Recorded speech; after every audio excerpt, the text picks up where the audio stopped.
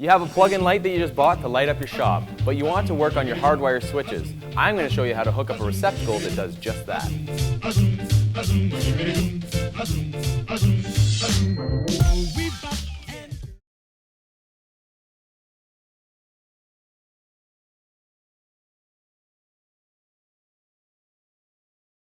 The first thing you want to do whenever running wire is measure it. That way you save your time at the hardware store when you're picking up the wire, whether you need a full spool or you get a pre-cut measurement done.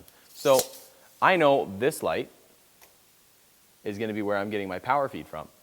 And I know that my receptacle box needs to go here. This measurement is within 6 feet of where I'm mounting my light because the light came with a 6-foot cord. Now the measurement from here to the light is approximately 6 feet. So what I need to do is add excess on each end. Look for 6 to 8 inches of wire to loop out.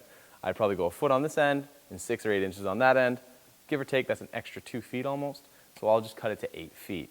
Whenever you're doing any wire work, you want to cut back the sheathing in order to gain access to the wires that we're going to hook to our power source and to our receptacle. I do approximately 6 inches or so, and then you cut off the excess. I'd rather not be working at heights trying to install this box in an awkward fashion when I have a bench right in front of me that could allow me to pre-wire the receptacle so that I can just screw the box right to my wall. First step, I've cut my wire back 6 inches. Next, I'm going to strip off approximately 1/2 inch, and then I take the ends and I bend them in a hook fashion. Same thing on the ground. Pinch and wrap. See, the best thing about these little pliers that I have, see how it has 14? I know this is a 14-2 cable, so I put it in the 14 notch. Don't even have to think, and then I just pull, and then bend. Before I can wire it to the receptacle, I have to put it through the box. You want to put in a connector. This protects the sheathing of the wire from being pierced by the sharp edges of the box. Simply pinch. When I slide my wires through, I want to get there so that the sheathing is just inside the box. Bend my ground to hit the ground screw in the back of the box. Now the way this is going to work, you simply just need to take the wire and wrap it just a pinch so that it's going in the direction of the screw. So the screw is going to turn this way. So what I want to do is pinch the wire underneath it in that direction. Now with the wire in place, simply tighten it down. Hot is black, neutral is white, ground is copper. So we call this white. On this side, you have copper screws, which is black, and green is ground. Focusing on which way the screw turns, we want to make sure the wire is hooking in that direction. So simply tighten it in place once you have it wrapped around the pole. Close off the other circuit because we're not using it. So now, I'll close this off. And last thing to do is simply hook up our ground. Now to go up on the ladder and install this wire to the rafter. So we've got our wire cut. Now it's time to staple it. There is a key to stapling. If I don't plan on putting a second wire through this, ever on this channel where I'm going to run it, I would use an S1, which means it's one wire going through the staple. So make sure you buy S1 staples. And then when you staple, make sure it's really flat. Don't twist your wires. You want to keep them flat and neat and tidy. Knowing that this is where I'm going to get the source of power, I want to make sure I leave an excess in there so I have enough room to play when I go to put it in. I'll go about a foot off from where the power is. There's these little tabs. You don't want to sink those tabs into the wood. Key is you want to make sure that the wire's tight enough that you can have a little bit of tug, but it's not piercing anything on the wire. You'll notice the placement of the wire. I've gone center of this rafter. The reason I do this is because I don't want it on the bottom and I don't want to really run it on the top.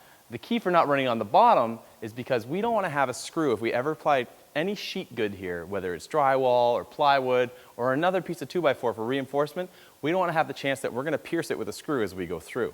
So we always put it in an area that's safe location, which is always the side. So now with all my excess cord here, in case I have any movement that I need to do in the future, I'm now just going to simply take my box, put it where I want it to sit, and screw it in place. I recommend 2 screws because that way you don't have a teetering box if you just put one. I can now put my receptacle into the box. Wire's in place. Now we'll go switch the breaker off so that we turn off the power to our light. So make sure to come to the panel and turn off the breaker and double check that that's the breaker to turn off the circuit that you're working on. With the bulb out of place, We can now open up the box. Before you remove any of the connections, bring out your circuit tester again and make sure all your power is disconnected. Red and reds are necessary for 3-wire connections. I'm going to break open one of these portals on the side. Now, I have access for the wire to come feeding through. Make sure that when you put the wire through, you get some sheathing through, and then you tighten down the connecting clamp. When it's tight enough, you shouldn't be able to wiggle the wire, and that secures the connection so that the wire can't come out accidentally. Connect your ground to ground, your white to white, and your black to black.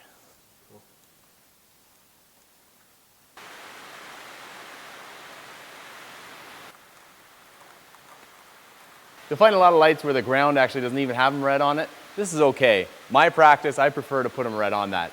And once I have the extra ground clipped onto it, I will snip off all excess. With all my wires tucked into the box, all that's left to do is screw back on the plate and give this thing a test.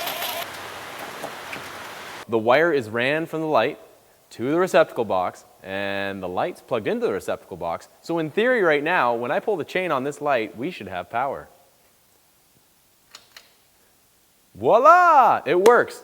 I hope these steps help you at home, and you can figure everything out when you want to wire up your shop or if you want to hardwire a plug-in light. If you enjoyed the video, make sure you hit the like button below. And if you want to see more of these, make sure you subscribe.